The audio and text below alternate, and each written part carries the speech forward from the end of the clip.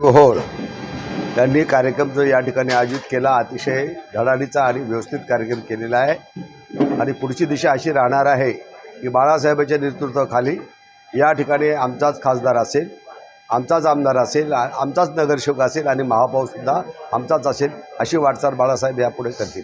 येणाऱ्या विधानसभेमध्ये आपल्या पार्टीचा काय रोल असणार? येणाऱ्या विधानसभेमध्ये आमची जी पार्टी आहे या ठिकाणी कॅन्डिडेट उभा करणार आहे ते बाळासाहेबांशी आणि आबासाहेबांशी बोलून ते आम्ही ठरवणार आहे। आनंदरावशी पण बोलणार आहे, आनंद नवसाद, कारण सगळे जेवढे ठाणे जिल्ह्यातले प्रमुख नेते आहेत त्यांचे ठरवून एखादा उमेदवार आम्ही धोंडीमध्ये देणार आहे।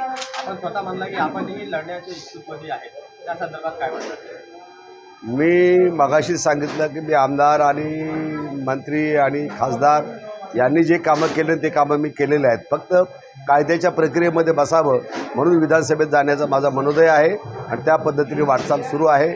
आनंदराव साहेबांचा आशीर्वाद मला मिळालेला आहे, त्यांनी सांगितले काका गो हेड आणि त्या पद्धतीने निघालेलं आहे। मात्र पार्टीने एका दुसऱ्या पार्टीसोबत संघटन केलं तर त्यांना तुम्ही सहकार्य करणार का?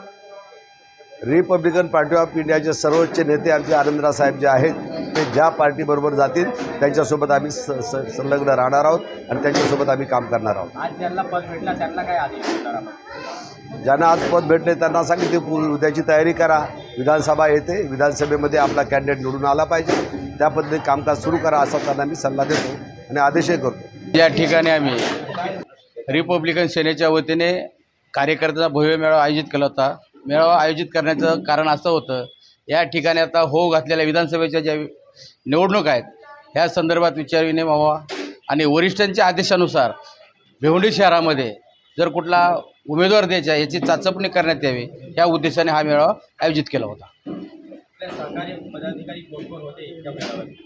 आजच्या या कार्यक्रमाला माझे जे सहकारी होते, माझी संपूर्ण टीम होते, रिपब्लिकन सेनेची सर्व टीम होती, त्याचप्रमाणे रिपब्लिकन वाहतूक सेनेची संपूर्ण टीम होती आणि महिला आघाडी हे सर्व माझे पदाधिकारी उपस्थित होते। ज्यांना पद भेटला त्यांच्याशी काय अपेक्षा आहे? आज आमच्या वरिष्ठाच्या हाताने आम्ही ज्यांनाच काय पदं दिले आहेत त्यांच्याकडनं आमची एकच अपेक्षा आहे की त्यांनी भिवंडी शहरामध्ये रिपब्लिकन सेनेच्या नावाने लोकांची संवाद साधून रिपब्लिकन सेनेचं कार्य प्रत्येक घराघरात पोहोचलं पाहिजे। रिपब्लिकन सेनेच्या वतीनं सामान्य माणसाचे सुखादुःखामध्ये सहभागी होऊन लोकांची कामं केली पाहिजे ही माझी त्यांच्याकडनं अपेक्षा आहे।